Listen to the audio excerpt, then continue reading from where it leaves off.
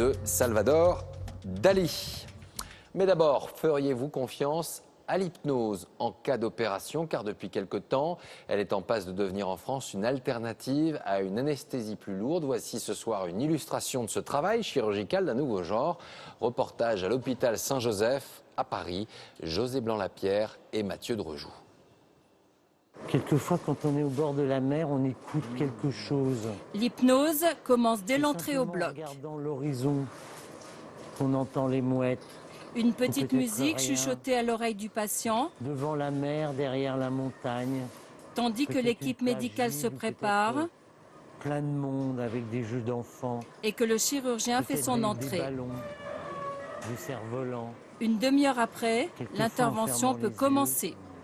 En respirant tranquillement. Alors ?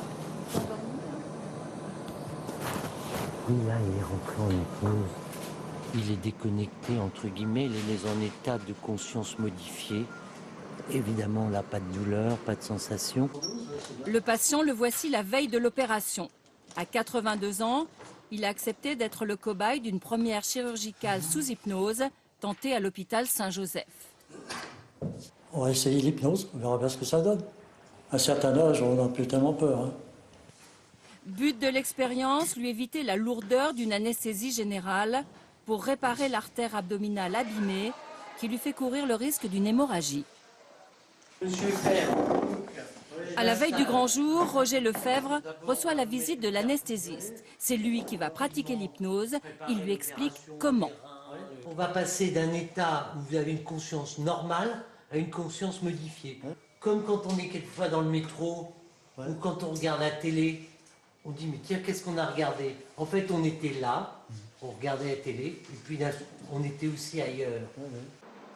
Retour au bloc, où seule une anesthésie locale légère est nécessaire pour ne rien sentir des deux minuscules incisions qui vont être réalisées pour atteindre l'aorte abîmée et poser une prothèse pour la consolider. On respire, on sent les choses. Pendant toute l'opération On fait qui rien. dure 1h30, l'anesthésiste ne lâche pas son patient peut-être pour le quelque maintenir chose en d'autre. veille constante et éviter On qu'il est ne simplement décroche. là, à l'écoute de rien, de tout. Pas longtemps. Ça n'a aucune importance. Comme quand il se met à parler. Le chuchotement reprend alors et le patient replonge dans un état second. Fin de l'intervention. Vous pouvez ouvrir les yeux, Oui, vous me voyez? oui c'est encore un peu, ça breloque un peu. Ça va revenir petit à petit. C'est parce que vous avez été en hypnose Ouais, et donc il y a un petit peu de temps pour que le cerveau se remette et que vous soyez... donc vous allez... qui tremble un petit peu. Quoi. C'est normal. On n'a rien utilisé, pas de sédatif, pas de médicaments pour le calmer, pas de médicaments pour la douleur. On n'a rien utilisé.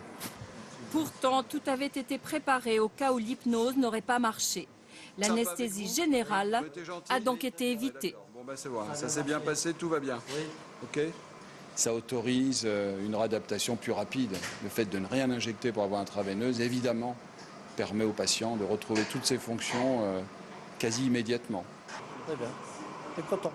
Après 24 heures d'observation, le patient opéré sous hypnose avait déjà récupéré. Dès le lendemain, il avait l'autorisation de quitter l'hôpital. Pas de blague, pas de carambar. Inimaginable d'envisager cette histoire.